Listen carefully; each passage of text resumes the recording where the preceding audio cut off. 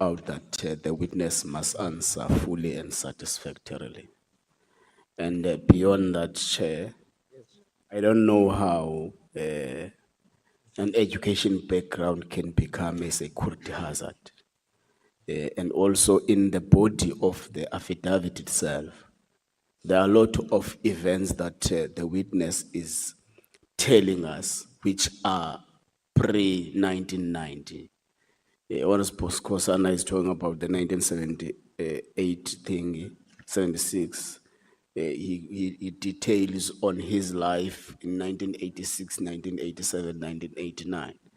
Now, the nature the nature of the paragraph itself is actually limiting us from diving down to what is saying in the body also of the affidavit. So I think we shouldn't accept that there are matters before 1990 that should not be responded to. Thank you very much.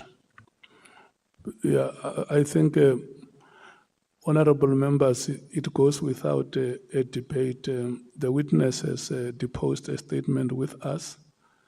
This committee has been mandated to investigate. So any allegations that have been made or any information that members of the committee want to probe with you, they are going to do so. Let me remind you that you are under oath, and let's cooperate. Thank you, Chairman. For the record, the oath I took was to tell the truth, the whole truth, and nothing but the truth.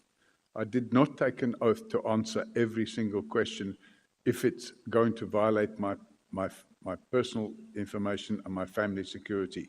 And if we take, Chairman, paragraph 3, and we take paragraph 5.1, Chairman, the two are not related. Mr. O'Sullivan, let's not go to the statement now. Okay, thank you, Chairman. Listen to me, look at me. You have the evidence leader in front of you.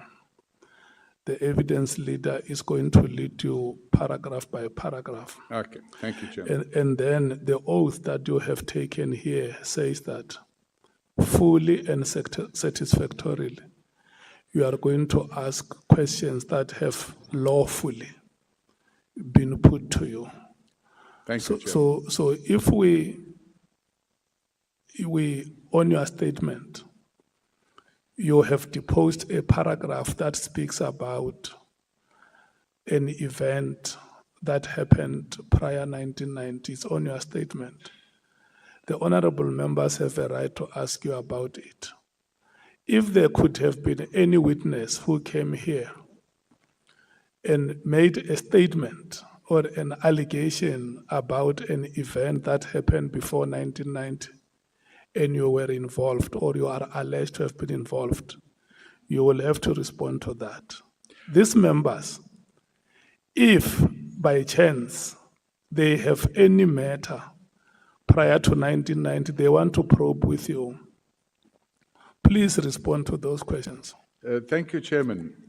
But for now, I want you to follow the evidence leader. The points I'm making here must not be points for debate. Yes, thank you, Chairman. Yeah. And without sounding argumentative, the reality of the situation is that the qualification about prior to 1990 says, for personal and family security, I will not engage in discussions concerning my family, background, education or business interests in South Africa or overseas prior to 1990. If any member has a question they want to put about any event that took place prior to 1990, and it doesn't impinge on my family security and my safety, I have no problem with that question. Let me say this to you. Let's cross the bridge when we come to it. Yes, I think that's a good idea, Chairman. Because what we will not allow here is for you to prescribe what you should be asked and what you should not be asked. For now, there is no question that has been put to you. At that stage, when those questions are put to you, I want you and all of us to proceed with the same understanding that questions are going to be asked here. Questions have been asked with all of the witnesses that have appeared before this committee, and they have responded to those questions. There are witnesses, for instance, some of them were asked very, very sensitive questions, including their romantic relations. Not only here, even in the commission outside here, or even in society out there, those questions have been asked. So I don't want us to be agitated. I want us to understand that you are here before this committee. You are going to cooperate, all of us. We are going to cooperate with you. You are going to cooperate with us. We are a committee probing allegations. And for us to successfully probe those allegations, you have to honestly come forward and respond to the questions that members are asking. Yeah, thank you, Chairman. I want to confirm that I'm here to cooperate, and I'm definitely not agitated. Some of the members may be agitated, but I am not. No, there is no member who is agitated. Okay, thank you, Chairman. It is me who will say that. Okay. Yeah. Honorable Malim. No, thanks, Chair. It's not about whether the question will arise or not. That statement by its own nature is wrong and it must be removed. Before we proceed, we must agree paragraph 3 must be expunged from that affidavit. Because even if he had not written that in that statement, in the affidavit, and someone was to ask a question that is uncomfortable with him, he will bring that to attention and he will make that ruling. Now, if we allow him to proceed with this paragraph 3, it means we allow him to tell us which questions to ask him and which questions not to ask him. We know how we work. We cannot be told in an affidavit, you are not going to ask me questions that happened before 1990. If we allow that to happen, we are setting a wrong precedence. He can't tell us that. He needs to remove that paragraph. We need that paragraph removed. He can't tell us which questions to answer him, which questions not to answer him. If there is a question that is security threat or incriminating or any other matter, you are well placed to deal with those matters. We cannot be told by a witness that you can do anything before 1990, I will not answer. You can even sit here the whole day, I won't answer anything before 1990. We are going to come out of this committee looking like clowns that were told by witness which questions to ask him, which questions not to ask him. He's going to be speaking about other people here. He's going to be speaking about other people here, and he doesn't want to be asked questions about himself. Well, he must be asked questions about himself because he's also going to talk about other people. And he already calls them criminals. So he needs to remove this paragraph 3. It's not about whether the question will come or not. This is just like a principal telling us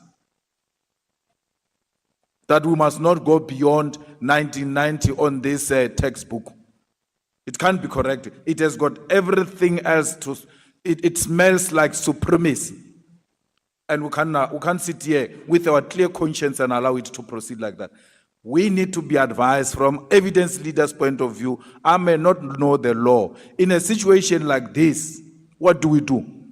Where this paragraph in a signed affidavit is very problematic. He tells us from right at the beginning, you are not going to ask me anything about 1990. Even if you try, we can sit here the whole day. I won't answer that. And then we say, let's proceed. That is a very disrespectful statement, which must not be accepted by this honorable house. Thanks, Chair. Advocate Aransa.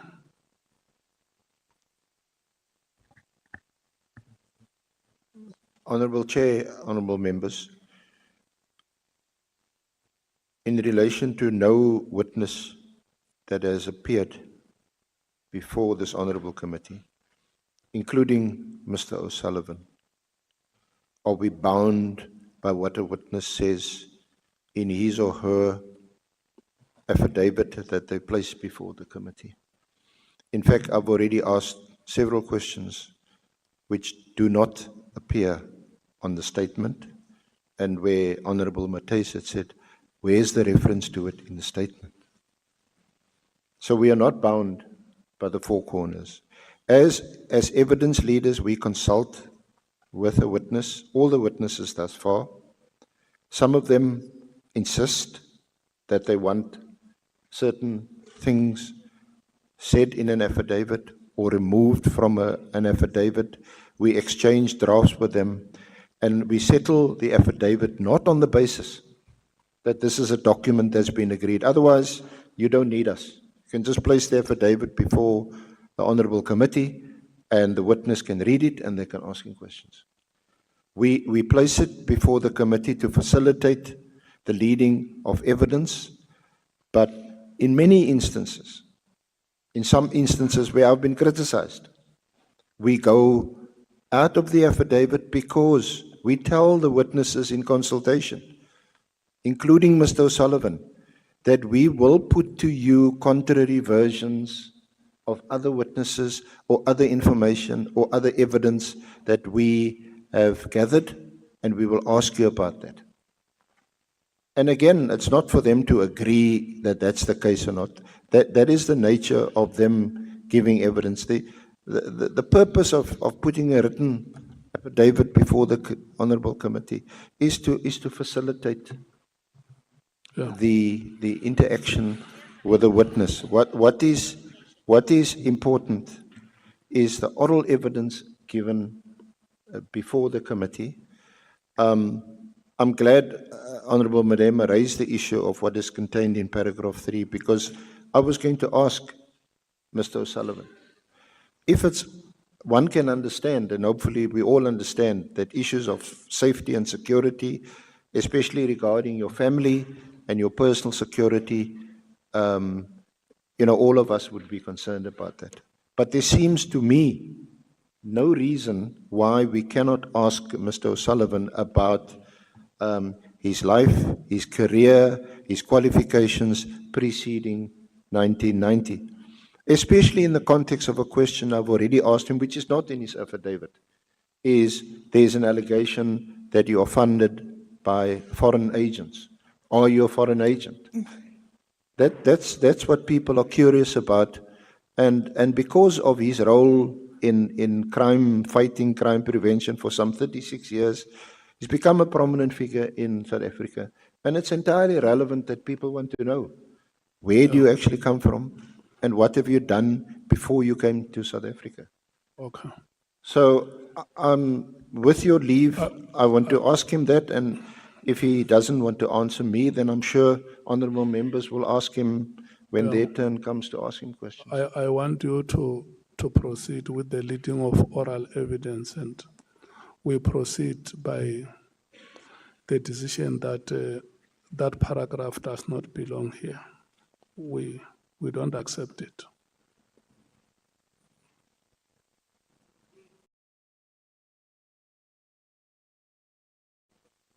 But Chair, Honourable Chair, just before you entertain other objections or questions from honourable members, we accept that.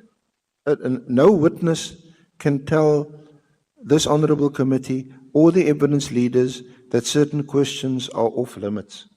It is what he put in his affidavit, but we're not bound by it. Okay. Can I see those who want to speak? Can you raise your hand? Chief Whip, Skosana, Honorable Skosana, Honorable James. No, thanks, Chair. Good morning to you and good morning to colleagues. No, Chair, the reason I'm raising my hand is because I think we are now traveling to a wrong direction. We've had many witnesses in the past, and many of them have said things that we don't agree with, some of which we objected, we engaged them on those issues. And some of those testimonies were written down in their affidavit. So I don't think, Chair, it's going to be appropriate for us to amend an affidavit of a witness.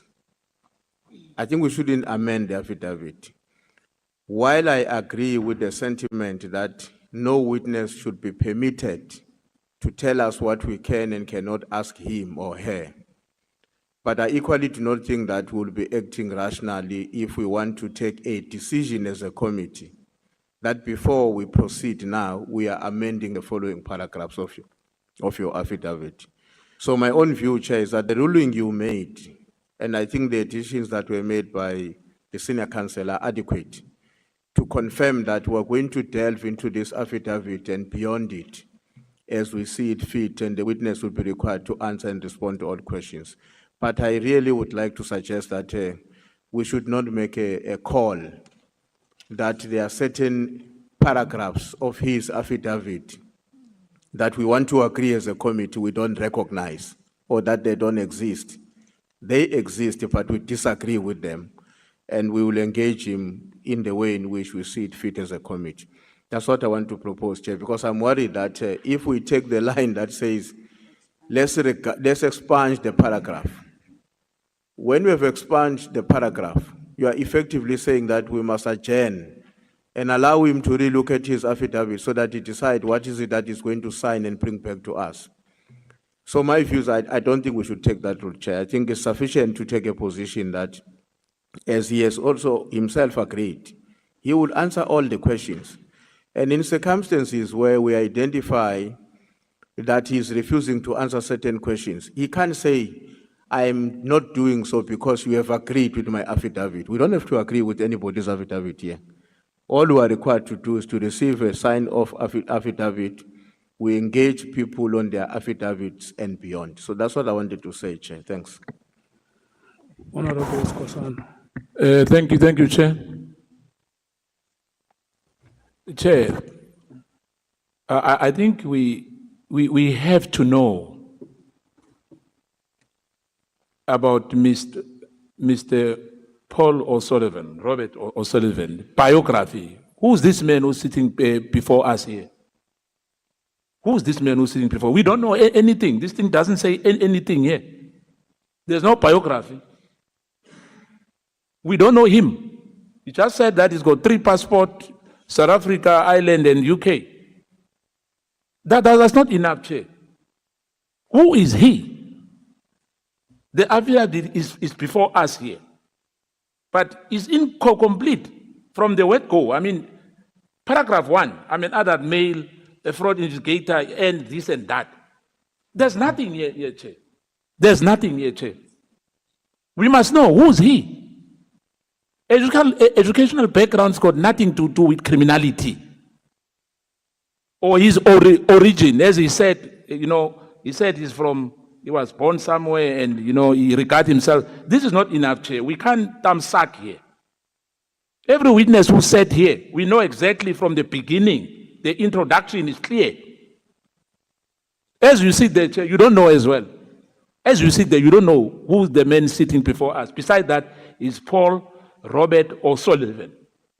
Where is he from? Educational background, Chair. No.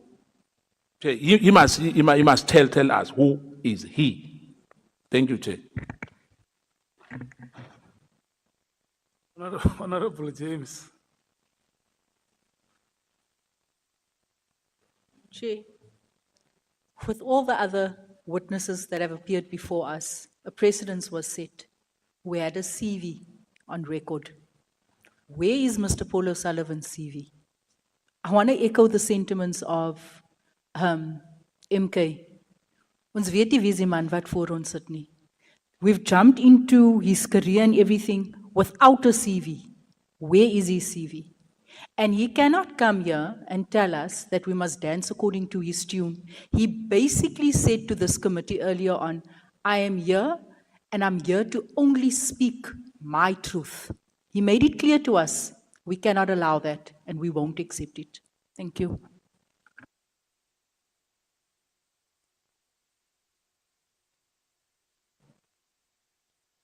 Your hand was not up. No, it was up, Chair. No, it wasn't when I noted the hands.